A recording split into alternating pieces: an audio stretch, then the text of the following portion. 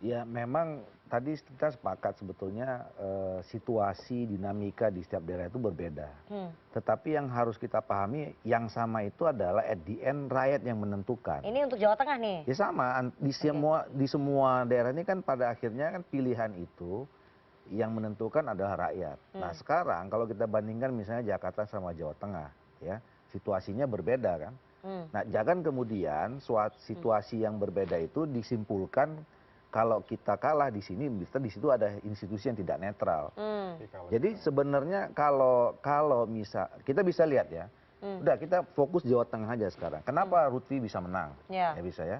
Pertama, saya kan selalu mengatakan kalau kita menangkan pilkada itu, apakah figur atau tokoh yang dicalonkan itu prominent apa tidak? Dan itu nggak tunggal, nggak bisa kita lihat Lutfi aja. Faktor Taj Yassin itu juga menurut saya cukup kuat. Jawa Tengah itu kan juga banyak pesantren. Dia adalah tokoh ulama yang sangat karismatik di Jawa Tengah.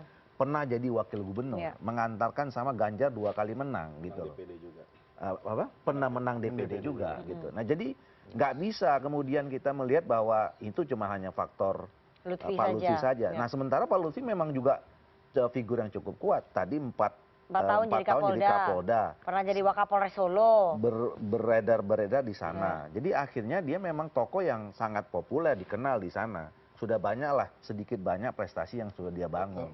Nah jadi kita lihat itunya saja. Nah kemudian ditambah lagi dengan endorsement, dukungan dari partai politik.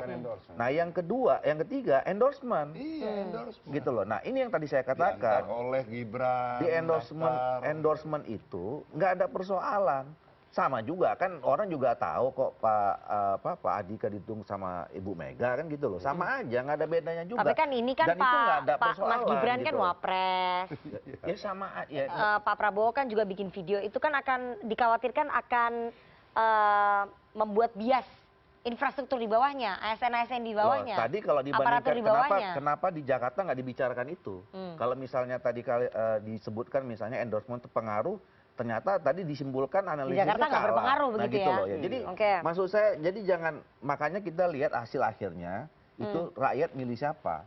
Kalaupun misalnya ternyata rakyat tadi nggak cocok misalnya dengan cara yang seperti itu kan bisa berlaku juga di Jakarta. Iya. Di Jakarta pengaruh di Jawa Tengah.